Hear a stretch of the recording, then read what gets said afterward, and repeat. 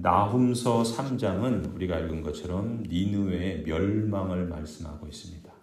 그리고 그들이 멸망을 당하지만 그들을 위로할 자를 찾을 수 없을 정도로 열국 가운데 온갖 수모와 수치를 당하게 될 것이라고 하나님께서 나훔을 통해서 선포하십니다.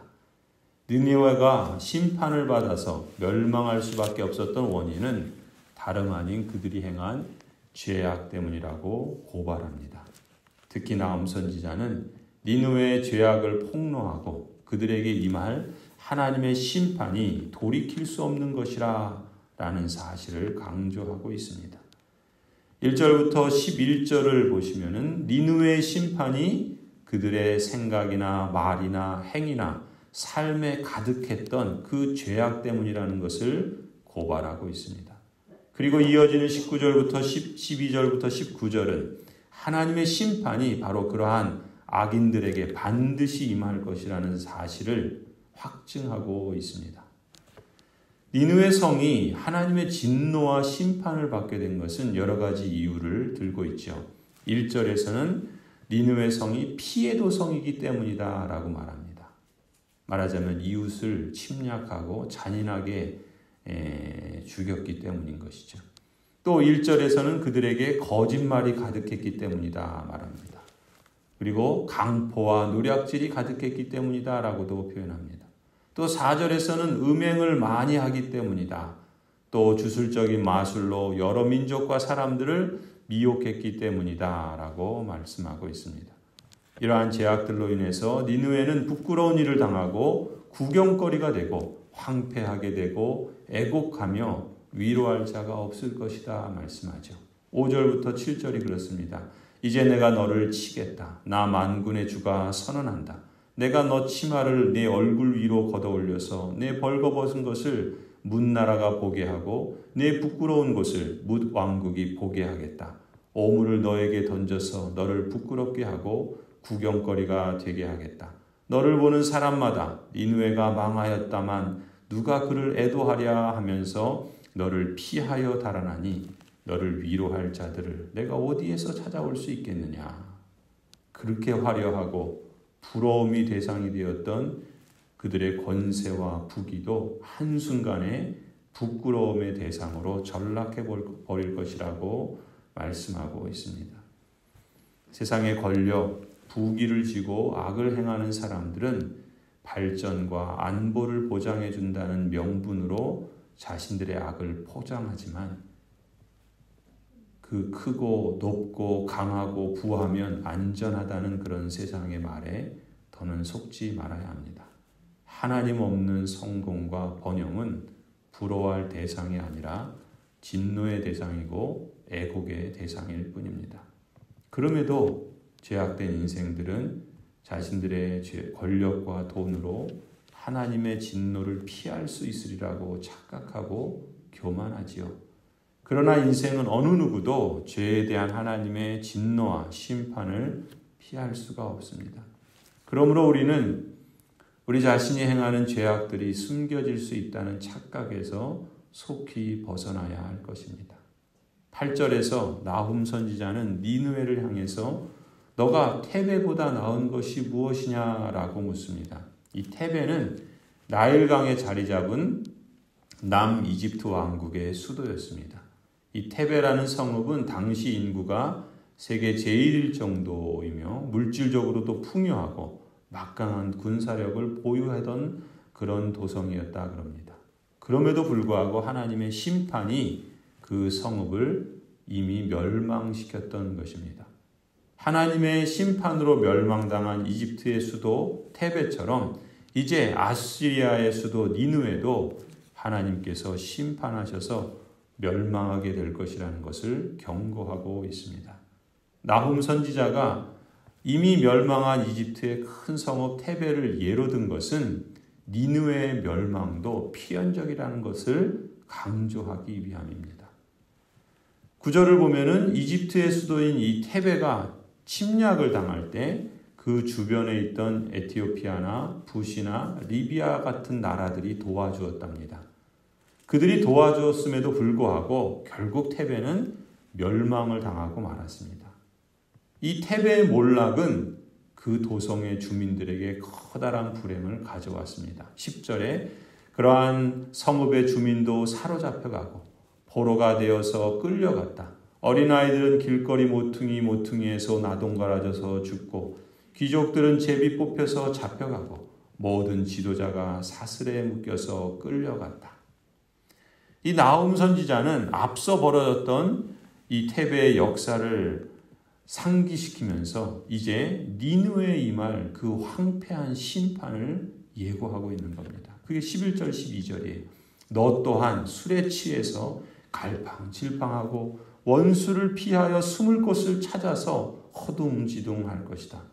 너의 모든 요새가 무화과처럼 떨어질 것이다. 흔들기만 하면 머그리의 입에 떨어지는 처음 익은 무화과처럼 될 것이다.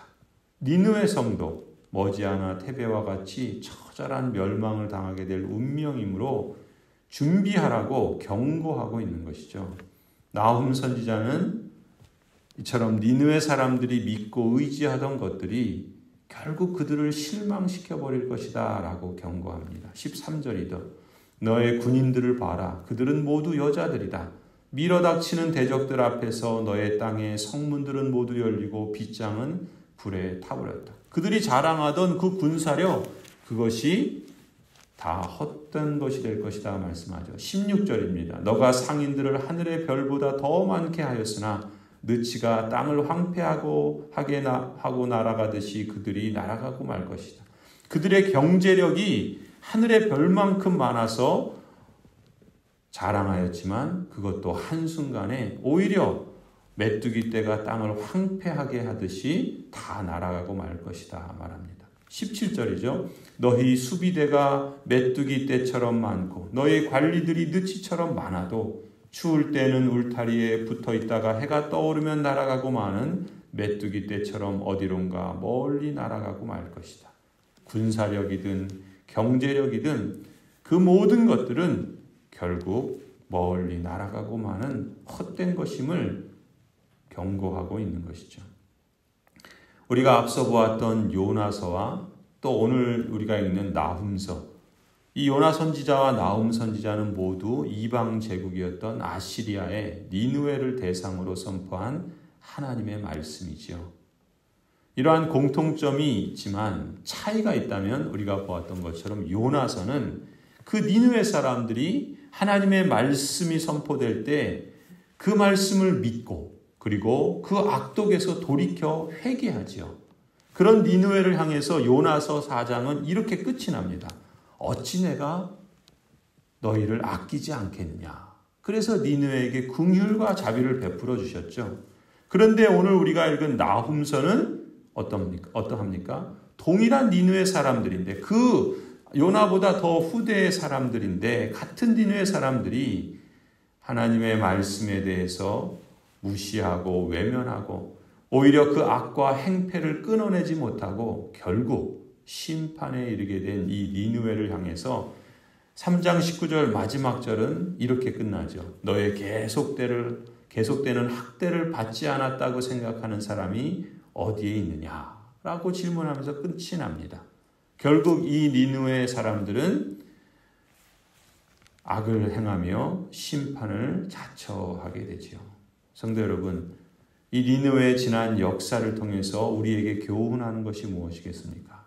만군의 주 여호와께서는 반드시 죄와 악행을 심판하십니다. 그리고 그 치부를 만방에 드러내실 것입니다. 그러니 심판이 있다는 것이 확실하다면 대비하고 준비하는 삶을 살아야 되겠죠. 심판이 종말이 없을 것처럼 잊고 산다고 없는 게 아닙니다. 심판이 종말이 오지 않을 것처럼 외면하고 산다고 찾아오지 않는 게 아니죠. 그렇다고 한다면 반드시 준비하면서 기다리는 게 상책이요 지혜로운 사람인 줄 믿습니다. 그때 우리가 어떤 마음을 가져야 되겠습니까? 무엇을 준비해야 되겠습니까? 니느웨를 보면서 우리가 교훈 삼아야 할 것이 무엇입니까? 강팍한 마음을 버려야 하겠지요. 낮아진 마음을 가져야 할 줄로 믿습니다. 죄와 악행을 그쳐야 하겠지요. 가던 길에서 유턴해서 돌이켜야 할 줄로 믿습니다. 자랑하고 의지하던 것들을 끊고 오직 재판관이신 하나님께 긍휼과 은총을 겸손히 구해야 할 줄로 믿습니다. 그래서 하나님께서 살려주시면 살게 될 것이요, 그렇지 않으면 멸망하게 될 것입니다. 하나님께서 죄와 권력의 부패를 심판해 주시고 정의가 세워지기를 기도하십시다. 땅에 있는 헛된 것들을 자랑하지 말고 하늘의 백성된 것을 자랑하게 합시다. 은혜로 주신 구원, 약속의 말씀을 믿음으로 견고히 간직하고 다른 어떤 것보다 주님을 우리의 도움으로 삼고 인내로 이 땅에서 선한 싸움을 힘쓰면서 주님을 신뢰하며 살아가기를 간절히 소원합니다.